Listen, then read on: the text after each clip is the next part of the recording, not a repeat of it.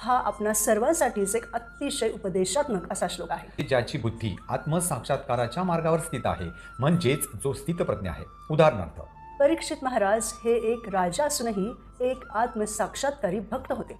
त्यांना राज्यातील प्रजा वर्तमान जन्मात आणि भावी जन्मात कशाने सुखी होऊ शकते याची पूर्ण जाणीव असेल. ज्यांची बुद्धी इंद्रिय भोगावर स्थित आहे. उदाहरणार्थ, आपण बघतो की विशेषतः तरुण पिढी आहे ती म्हणजे काय तर जेव्हा एखादा गाढ निद्रेत असतो तेव्हा त्याच्या आजूबाजूला काय घडत आहे हे तो जाणू शकत नाही. किंवा भक्त काय करीत आहे हे ते जाणू शकत नाहीत. की अरे काय करताय, हे जीवन तर आनंद उपभोगण्यासाठी आहे, चला मज्जा करूयात.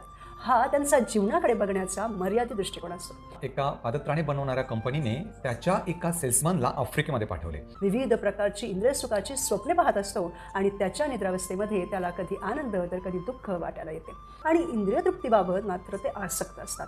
त्यांना आपण म्हणालो की चला आपण मंदिरात जाऊ, तर ते म्हणतात वेळ नाही, अजून भरपूर पैसे कमवायचे आहे इत्यादी. पण ते सर्व क्षणिक सुख आहे, म्हणून ते अज्ञानाच्या निद्रावस्थेत कधी आनंद तर कधी दुःख अनुभवतात. वेळ नसला, तब्येत बरी नसली तरीही पळतात, पण त्यांना जप करायला 5 मिनिटेही वेळ नसतो.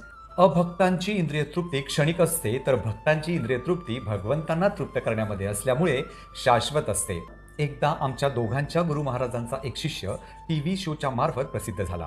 पण जेव्हा केव्हा तू मंदिरामध्ये येतो तेव्हा तुझे नाव लौकिक तू मंदिराबाहेर फेकले पाहिजेस. आत्मसाक्षात्कारी मनुष्य आवश्यक असणाऱ्या इंद्रिय विषयांचा स्वीकार करतात, परंतु तो जिवंत राहण्यासाठी गरजेचा आहे म्हणून, आणि तोही अनासक्त वृत्तीने. जीवनात आनंदी राहण्यासाठी